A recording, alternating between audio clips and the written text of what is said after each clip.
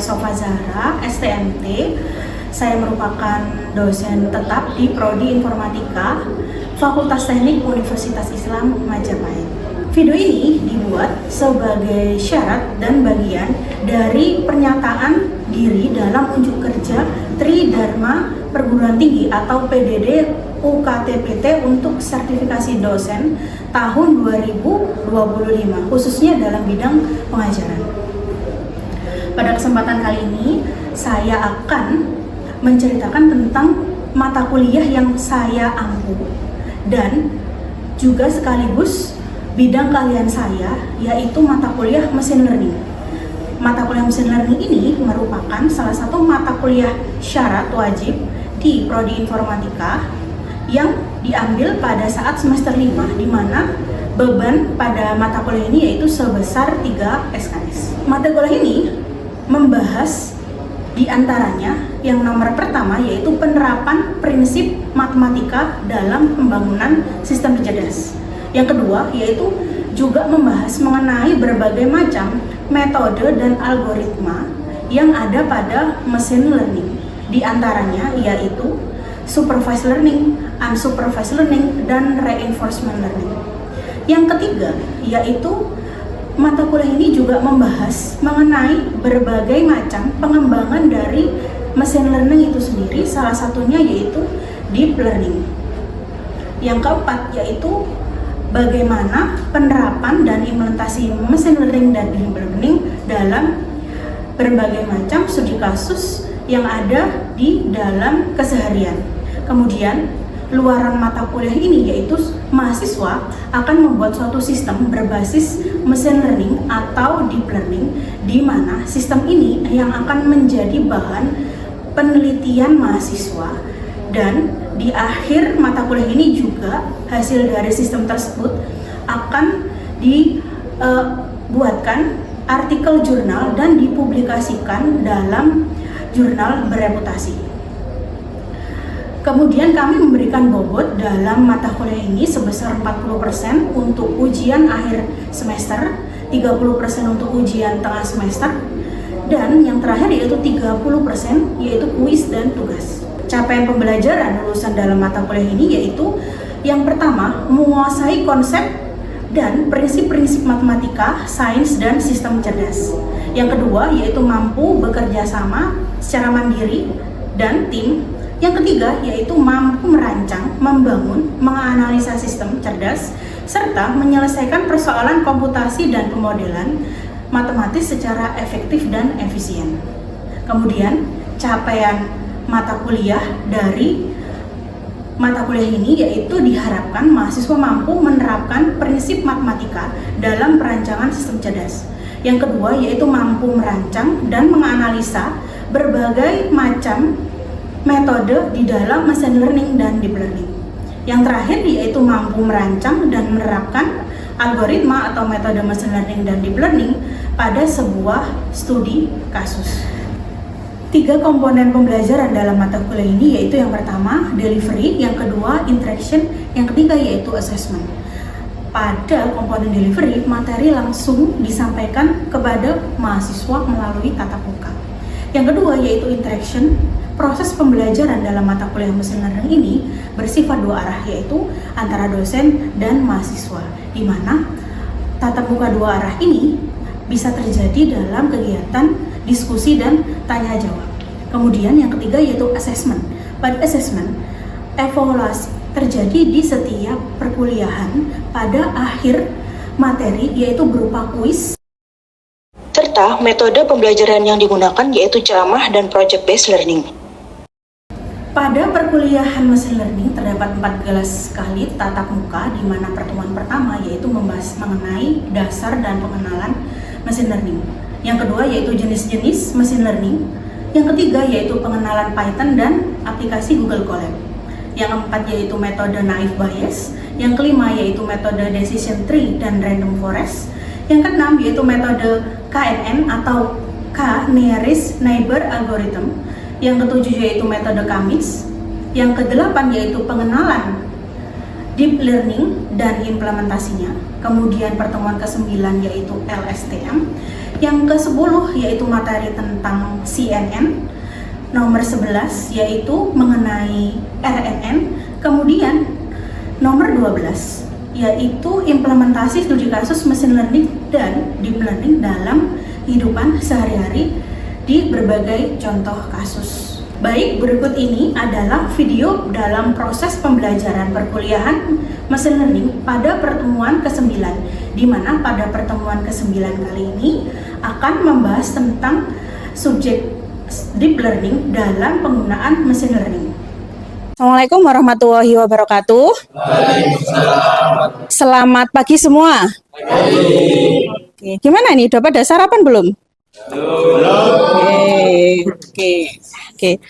Untuk memulai perkuliahan kita agar lancar sampai akhir, kita berdoa dulu menurut agama dan kepercayaan masing-masing. Oke, berdoa mulai. Sebelumnya saya absen dulu ya untuk mata kuliah machine learning pada hari ini. Yang pertama Rizky Dwi Darmawan. Oke. Abdul Nasrul Rizal Firihab. Oke. Muhammad Alif Pasya. Oke. Mas Ananda Diar. Oke. Kemudian Mas Tony Kurniawan. Mas Rifki Andika. Mas Ferry. Mas Ilyas. Oke. Mas Muhammad Nur Fadli. Oke. Kemudian Mas Wijayanto. Oke. Oke, teman-teman, pada hari ini topik yang akan kita bahas yaitu materi deep learning karena kita sudah menginjak pertemuan ke-9. Oke, jadi kita sekarang berada di pertemuan 9 di mana pertemuan 1 sampai 8 itu 1 sampai 7 adalah materi, kemudian pertemuan ke-8 adalah UTS. Oke, gimana UTS-nya? Bisa jawab?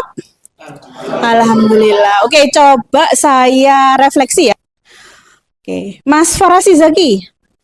Oke, salah satu soal di UTS kemarin adalah pertanyaan definisi dari machine learning. Oke, monggo dijawab, Mas. Adalah cabang dari kecerdasan buatan AI yang memungkinkan sistem komputer untuk belajar dari data dan pengalaman tanpa diprogram secara eksplisit untuk setiap tugas. Oke, terima kasih. Benar ya, teman-teman ya? Oke, tepuk tangan untuk Mas Farasi Zaki.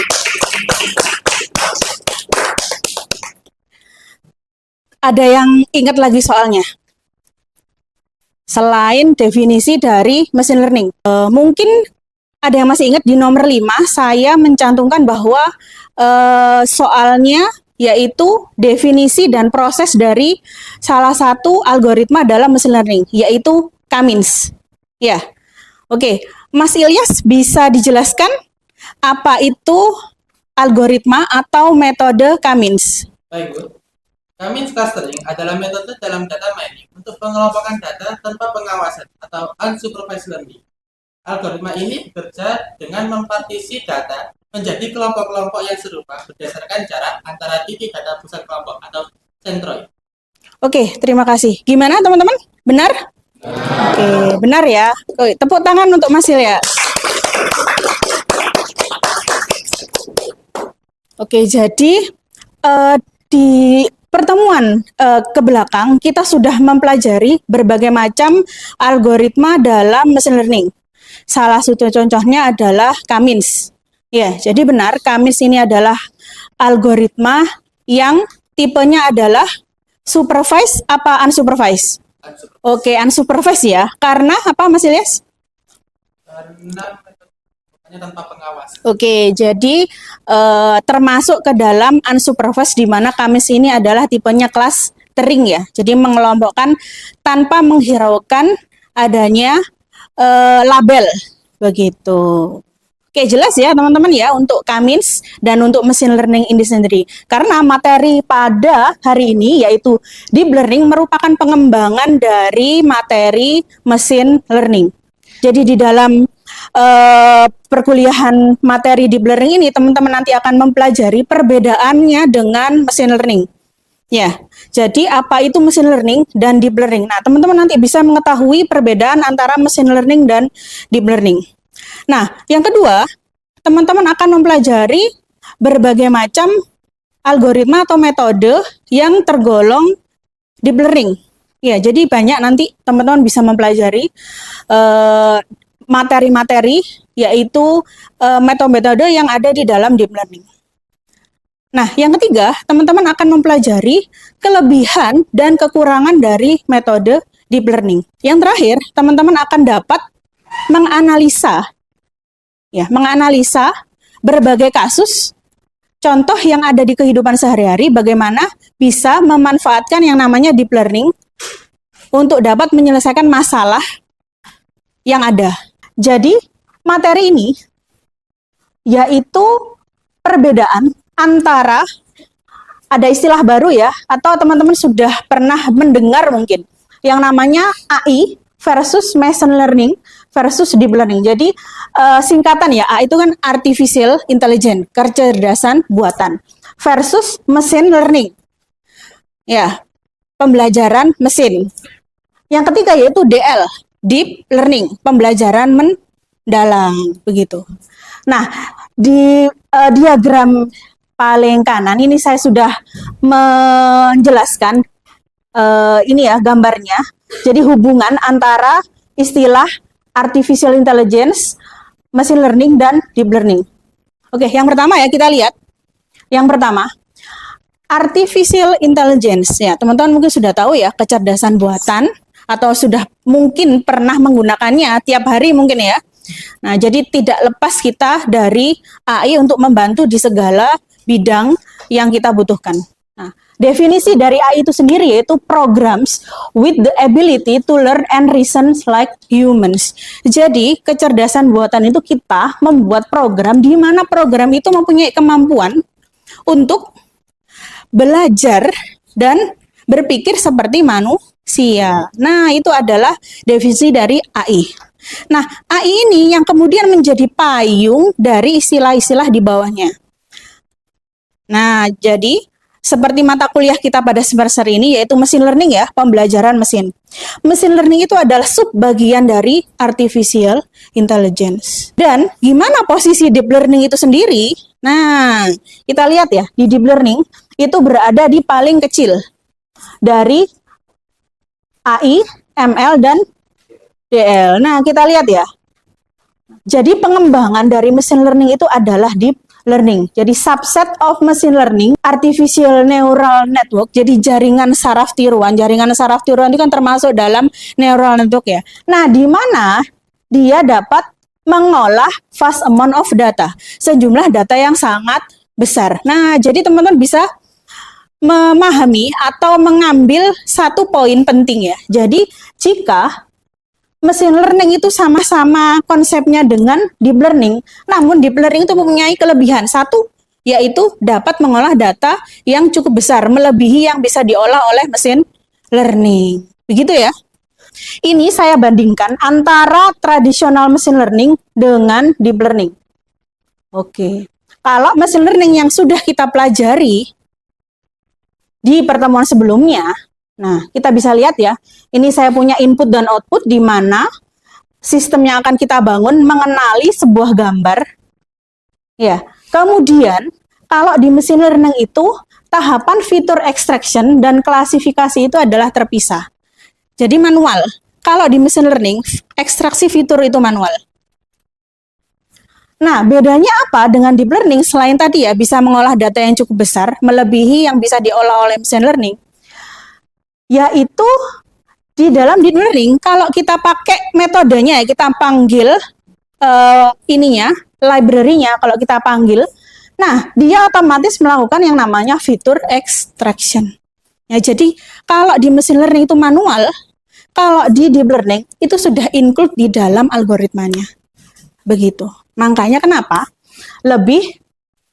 akurasinya lebih tinggi ya dari machine learning. Karena kita di fitur extraction kita nggak tahu model kita perlu di fitur ekstraksi apa tidak. Menunggu modelnya selesai dieksekusi. Kalau deep learning itu sudah di fitur ekstraksi dulu dan diklasifikasi, baru inilah hasilnya. Mentahannya itu seperti itu. Nah, sudah jelas ya bedanya. antara tradisional machine learning ya dengan deep learning. Ya, jadi apa? Otomatis ada fitur extraction-nya kalau kita memakai deep learning. Nah, pertanyaannya, kapan sebaiknya kita menggunakan deep learning? Mungkin teman-teman nanti bingung ya, kapan kita menggunakan machine learning atau kapan kita menggunakan deep learning ketika dihadapkan dengan suatu studi kasus. Teman-teman bingung, ini nanti saya metodenya pakai machine learning atau deep learning. Oke. Pertama, kita pakai deep learning jika data yang digunakan itu sangat besar. Ya, melebihi mesin learning tadi ya. Contohnya data, gambar, video, suara, atau teks. Nah, kemudian kita juga memakai deep learning jika masalah tidak bisa diselesaikan dengan fitur buatan manusia. Contoh yang tadi ya, fitur extraction. Nah, itu kan manual kalau kita di machine learning. Alasan ketiga ya, memerlukan pemodelan non-linearitas. Kalau kita flashback di materi machine learning, itu kita mempelajari namanya regresi logistik SVM sederhana. Kedua metode itu hanya mempelajari klasifikasi yang sifatnya adalah linear. Deep learning bisa dipakai untuk menyelesaikan hal-hal seperti computer vision, kemudian NLP, Natural Language Processing. Kalau teman-teman pernah mendengar mengenai analisis sentimen, prediksi saham, itu bisa dipakai deep learning. Yang terakhir, nah ini yang paling penting ya, paling penting ini. Deep learning digunakan jika kita mempunyai resource atau sumber daya yang tinggi. Nah, makanya butuh GPU atau TPU karena waktu pelatihan yang lebih lama. Jadi ini saya rangkumkan perbedaan antara machine learning dan deep learning ya, ditinjau dari aspek-aspek. Misalkan data dependency ya, jadi ketersediaan data. Kita pakai machine learning ketika datanya sedikit. Nah, machine learning bisa menjangkau itu. Tapi kalau sudah datanya besar, datasetnya besar, jutaan, ribuan tera ya, kita pakai yang namanya deep learning. Yang kedua yaitu hardware dependency. Jadi dari segi hardware-nya. Ada yang tahu bulatan-bulatan itu disebut apa? Kalau di jaringan saraf tiruan. Kita flashback di materi kemarin. Neuron, ya benar Mas Alif. Neuron, itu namanya neuron. Jadi teman-teman kalau tahu jaringan saraf tiruan itu kan meniru cara kerja otak manusia. Nah, ini diagram yang teman-teman bisa lihat di sebelah sini. Yang pertama nih ya, bulatan 3 ke bawah ada panah masuk. Itu namanya inputan. Nah, variabel input. Nah, kemudian oleh jaringan saraf tiruan akan diproses ke output. Nah, begitu. Makanya teman-teman ketika melakukan prediksi menggunakan jaringan saraf tiruan, misalkan yang diprediksi adalah X, Y, Z. Nah, outputnya itu misalkan prediksi harga beras misalkan. Prediksi harga beras. Inputnya bisa macam-macam. Prediksi harga beras itu sendiri atau faktor-faktor lain yang berpengaruh. Oke. Cara menghitungnya gimana? Oke, ini ya, kita baca ya.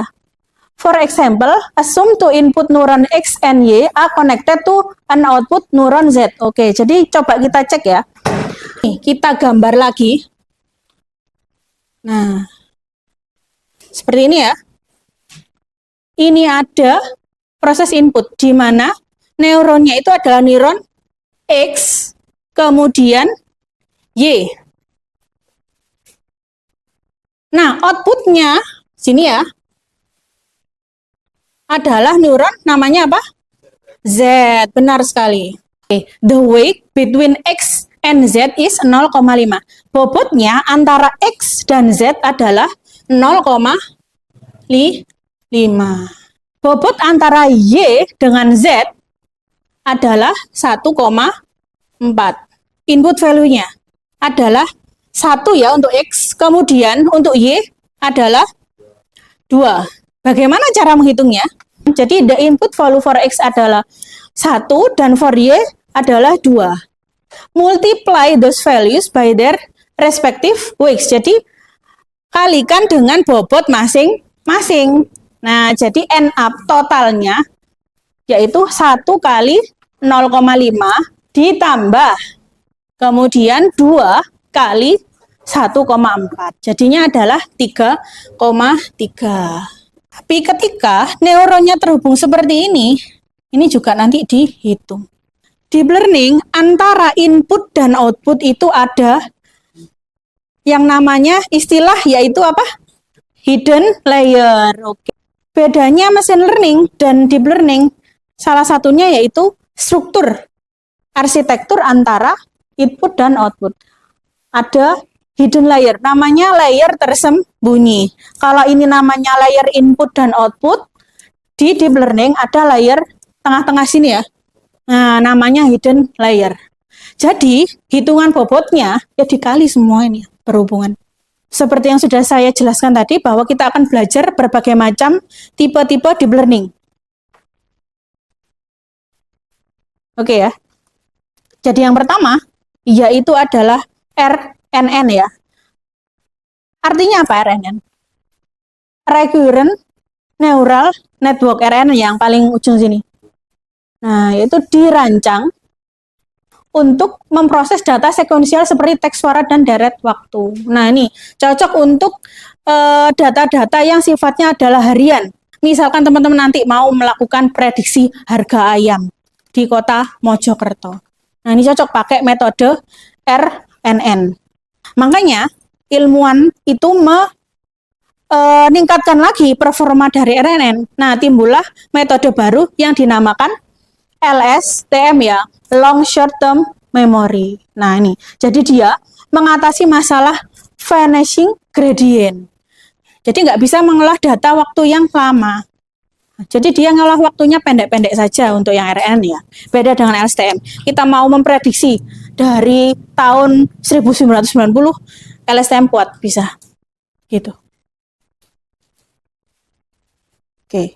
Yang terakhir yaitu CNN ya, Convolutional Neural Network. Nah, ini sangat populer ya untuk klasifikasi gambar.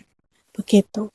Kemudian ada salah satu kelebihan dari LSTM, yaitu dia bisa mengatasi salah satu masalah di machine learning, yaitu overfitting. Sampai sini ada pertanyaan? Oke, Mbak Arisa mungkin. Oke, bagus sekali ya pertanyaannya. Kenapa kok deep learning itu memerlukan data yang besar? Deep learning mengapa butuh yang besar dan mengapa data yang kecil itu sia-sia ya kalau misalkan dimasukkan ke deep learning? Nah, karena proses kerja deep learning itu memang mendalami dari setiap data yang masuk. Nah, fiturnya diekstraksi kemudian diulang lagi ke depan, diulang ke depan. Kalau datanya yang kecil, nah dia tidak optimal. Nah, monggo Mas Alif. Saya mau tanya, jadi kan ada tentang overfitting. Oke. Nah, pertanyaannya itu apa itu overfitting di dalam? Oke, jadi ada pertanyaan bagus lagi mengenai yang namanya overfitting. Oke, kita tahu ya, kita flashback lagi di dalam machine learning, dalam proses pembangunan sistem ada yang namanya training dan testing. Ya, biasanya kita bagi 50-50, ya. Jadi kadang kita bagi ya, kalau kita ngoding di dalam Google Colab, ada perbandingan 7 dibanding 70 banding 30. Dari misalkan total 100 data. Kemudian ada lagi 90 banding 10. Kemudian ada lagi 50 banding 50. Nah, teman-teman, overfitting biasanya terjadi di data yang trainingnya lebih besar daripada testingnya. Kenapa?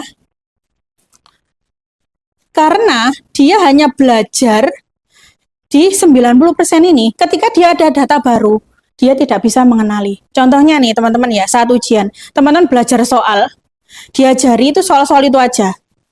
Ketika ujian muncul soal yang belum pernah teman-teman pelajari, tiba-tiba muncul. Nah, teman-teman nggak bisa ngerjakan. Nah, itu yang namanya overfitting. Akan gagal juga. Makanya ada metode di pre-processing itu mengatasi yang namanya ketidakseimbangan data. Nah, itu pentingnya. Makanya mesin learning itu tidak hanya teman-teman ada data dari Kaggle diolah keluar. Nah, teman-teman nanti ketika tugas akhir, datanya tidak boleh dari Kaggle. Harus narik data sendiri, crawling sendiri. Jadi dilarang pakai Kaggle. Ya, Kaggle kan enak, data sudah siap diolah. Nah, kalau saat tugas akhir, teman-teman datanya mengolah sendiri. Ada yang mau ditanyakan lagi? Oke, Mas Pasien. Kami itu termasuk jenis metode machine learning tipe apa? Oke, kalau Kamins ya, teman-teman tahu pertanyaannya Kamins itu tipe apa? Jadi Kamins itu adalah tipe machine learning yang unsupervised. Mungkin dari saya untuk proses penjelasan delivery ke teman-teman dan interaksi sudah cukup. Nah, mungkin sekarang saatnya evaluasi ya. Oke, mohon siapkan 1 lembar kertas untuk evaluasi dari perkuliahan kita hari ini.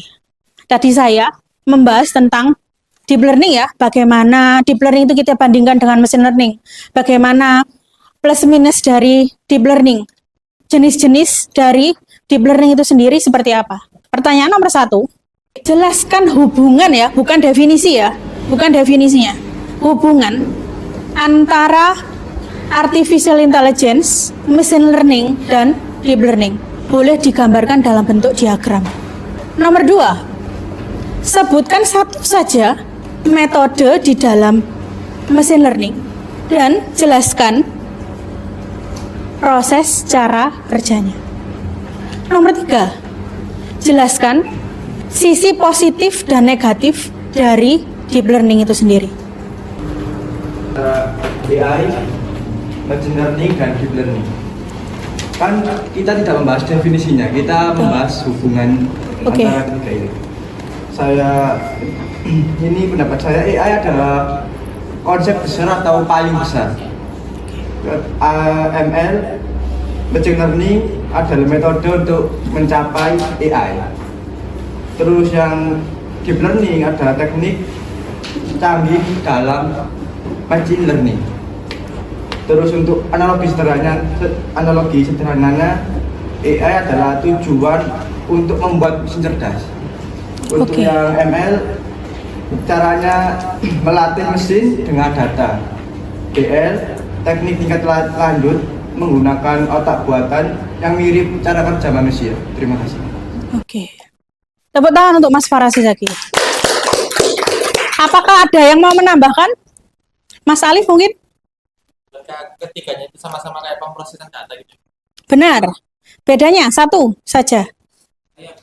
Boleh? Kalau machine learning itu tahap aksi dan klasifikasi itu nggak bisa. Learning itu aksi dan klasifikasinya itu dalam satu. Oke. Tepuk tangan untuk Mas Fasya. Benar ya, salah satu perbedaannya. Cukup ya. Jadi teman-teman, evaluasi kita untuk hari ini, kertasnya boleh dikumpulkan. Oke, gimana? Dapat ilmu baru hari ini? Alhamdulillah. Oke, jika sudah tidak ada yang didiskusikan lagi, kita tutup perkuliahan kita kali ini dengan mengucapkan hamdalah ya, alhamdulillahirrabbilalamin. Terima kasih teman-teman sudah hadir pada perkuliahan kita hari ini. Sampai jumpa di pertemuan berikutnya, yaitu pertemuan ke-10 dengan materi yaitu RNN dan LSTM. Kita pelajari lagi sistem kerjanya lebih lanjut, kemudian kita akan praktek bagaimana mengimplementasikan dalam Google Colab menggunakan bahasa Python. Oke, terima kasih semuanya. Selamat siang. Wassalamualaikum warahmatullahi wabarakatuh.